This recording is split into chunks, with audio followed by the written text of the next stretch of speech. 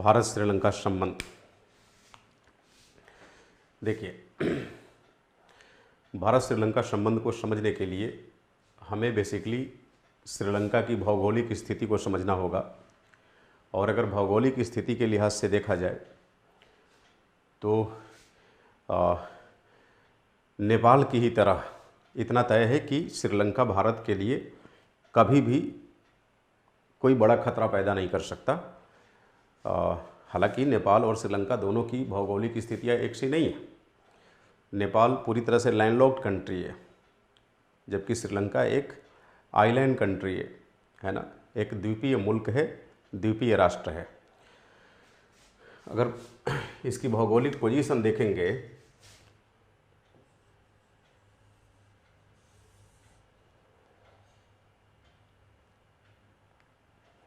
तो श्रीलंका की पोजीशन कुछ इंडियन ओशन में इस तरह की है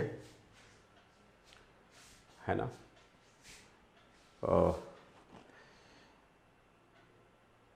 एक थैले की तरह इसकी आकृति है, कुछ ऐसी है ना।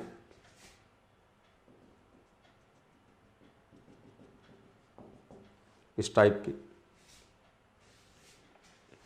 हाँ, ये भी तय है कि ये भारत का जो तमिलनाडु है, तमिलनाडु स्टेट एक तरह से कह सकते हैं श्रीलंका का इमीडिएट नेबर है भारत के अंदर।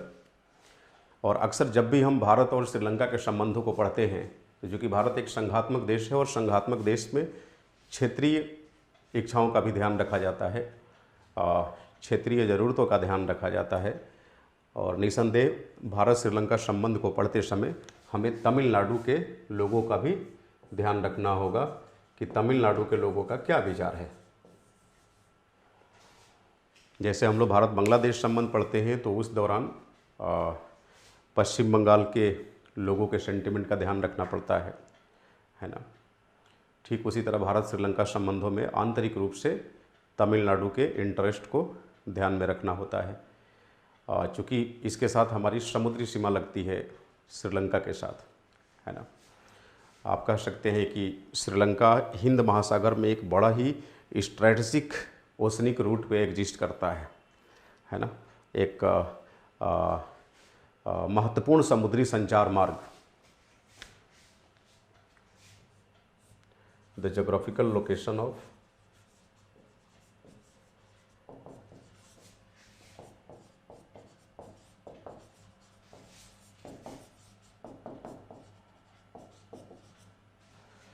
Sri Lanka is on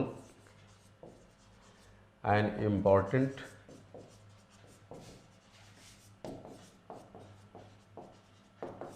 oceanic route. भाई, पाक स्ट्रेट भारत और श्रीलंका को एक दूसरे से अलग करती है ना। पाक जल डमरू मध्य जिसको बोलते हैं।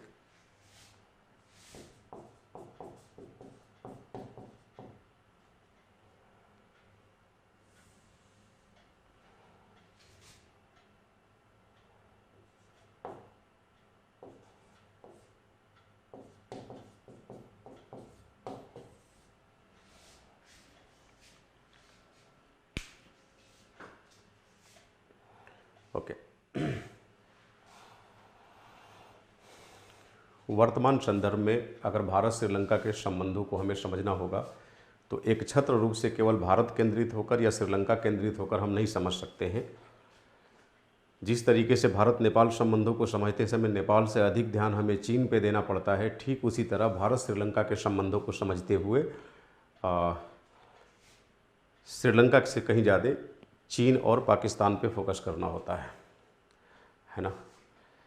अगर हम डेमोग्राफी की बात करें श्रीलंका की, अभी मैं थोड़ी सी व्यवहारिक बातें कर रहा हूँ, इसके बाद हम लोग प्रॉपर टॉपिक पे चलेंगे। श्रीलंका एक बुद्धिस्ट कंट्री है, वहाँ पर बुद्धिस्ट आबादी अधिक है और आप कह सकते हैं कि शासन व्यवस्था का जो स्वरूप है वहाँ पर वो एकात्मक है। अब धीरे धीरे कुछ ऐसे प्रयास किए जा रहे हैं या ऐसी डिमांड की जा रही है कि श्रीलंका की राज्य व्यवस्था की प्रकृति एकात्मकता से बढ़कर, यूनिटरी सिस्टम से बढ़कर कम से कम क्वासाई फेडरल स्टेटस में आ जाए, है ना।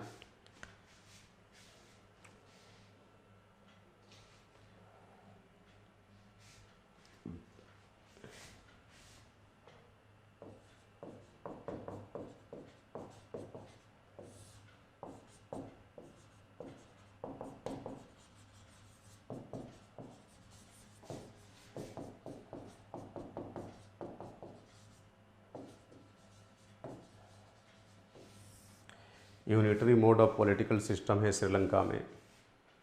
साथ ही साथ जो करंट डिमांड हो रही है वो इसको क्वासाई फेडरल बनाने की तरफ की जा रही है, क्वासाई फेडरल। बट व्यवहार में ये मुमकिन नहीं हो पा रहा है।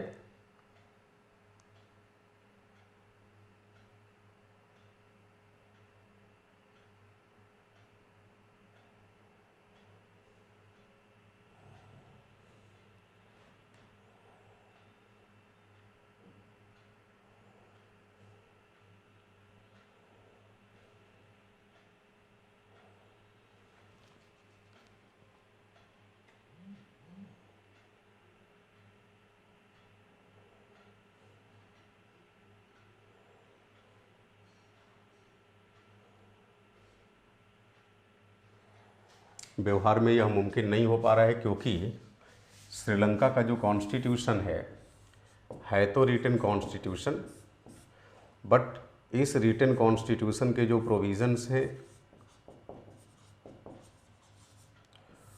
वो टोटली फ्लेक्सिबल है, टोटली फ्लेक्सिबल है। और जिस देश के कॉन्स्टिट्यूशन के सभी प्रोविजंस फ्लेक्सिबल होते हैं वहाँ नेचर ऑफ पॉलिटिकल सिस्टम के लिहाज से, राज व्यवस्था की प्रकृति के लिहाज से केवल एक ही तरह की व्यवस्था पाई जा सकती है। Yes Kishan, good morning, good morning. मुझे लगा कि आज भी कोई लाइव सेशन में नहीं आने वाला है ना।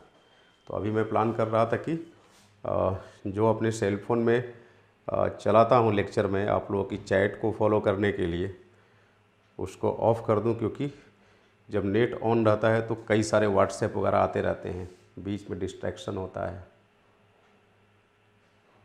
है ना। चलो कोई नहीं, आप लोगों की क्लास डिसकंटिन्यू ना हो इसलिए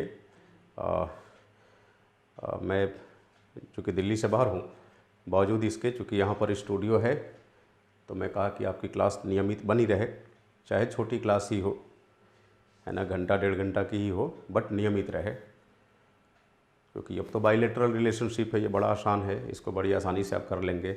बाइलेटरल के बाद फिर हम लोग इंटरनल सिक्योरिटी में आ जाएंगे, तो इन्हीं देशों के इर्द गिर्द इंटरनल सिक्योरिटी के बारे में भी पढ़ना होगा, कुछ अलग डायमेंशंस के साथ, है ना।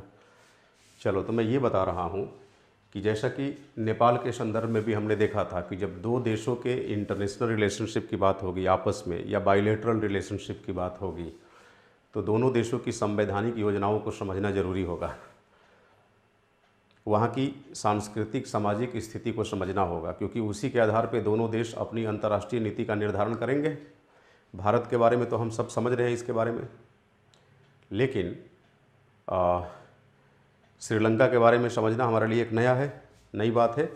तो वही मैं आपको समझा रहा हूँ कि श्रीलंका की अगर संवैधानिक योजना की बात करेंगे, संवैधानिक योजना, तो वहाँ पर unitary mode of political system पाया जाता है। और unitary mode of political system के अंदर श्रीलंका की राज व्यवस्था में, पॉलिटिकल सिस्टम में डिस्क्रिमिनेटरी एस्पेक्ट्स काफ़ी देखे गए, डिस्क्रिमिनेशंस की शिकायतें रही, भेदभाव की, खास करके जब उसकी डेमोग्राफी की बात करेंगे तो सिंगलीज हैं, है ना, वहाँ पर आपको तमिलियंस मिलेंगे। सिंगलीज बनाम तमिलियंस, इन दोनों में वहाँ विवाद रहा है, रेशियल कॉन्फ्लिक्ट रहा है। श्रीलंका पर मानवाधिकार के हनन के आरोप लगते रहे हैं, है ना। जब भी श्रीलंका की बात होती है, liberation tigers for Tamil Elms, LTTE आपके दिमागों में रिफ्लेक्ट कर जाता होगा। आखिर LTTE का जन्म कैसे हुआ, क्यों हुआ, किन उद्देश्यों की प्राप्ति के लिए हुआ। अब जब LTTE वहाँ से समाप्त हो गई तो क्या मान लिया जाएगा कि श्रीलंका से आतंकवाद समाप्त हो गया, वहाँ से उग्रवाद या अतिवाद समाप्त हो गया? इन सारी बातों को हम लोग समझेंगे।